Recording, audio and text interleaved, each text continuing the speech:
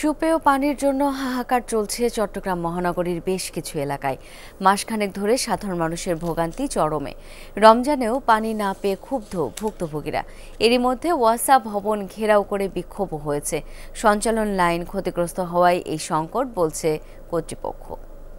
এই রমজানে নিজের পাশাপাশি আপনার ঘর এবং টয়লেটকে রাখুন পরিষ্কার এবং জীবাণুমুক্ত। নতুন বেস্ট এভার হারপিক এখন 5 মিনিটেই পরিষ্কার। ওয়াসার লাইনে পানি আসে না, তাই ডিপ টিউবওয়েল থেকে পানি সংগ্রহ করতে এই দীর্ঘ লাইন। চট্টগ্রাম মহানগরীর পাহাড়তলী, ঝর্ণাপাড়া ও তার আশপাশের এলাকায় গত 1 মাস ধরে পানি সংকট চরমে। ভুক্তভোগীদের দাবি, দিনে দুবার পানি নিতে গিয়ে ভোগান্তির শেষ নেই।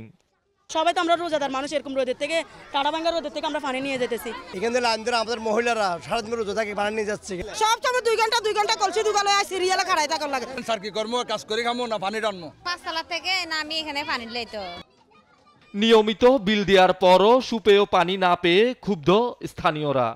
মানুষ নামাজ কালাম আছে, খাওয়া দাওয়ার আছে, রমজান দিন পানি তো জরুরি সবচেয়ে। ওয়াজ আমাদেরকে কল আদায় করছে, সবকিছু নিচ্ছে, কিন্তু আমাদেরকে সেবা দিচ্ছে না। আমরা খাইবার জন্য 1 গ্লাস পানি পাইতেছি না। আমাদের এমন অবস্থা, দেখেন এই অবস্থাগুলো মানুষকে দেখান একটু।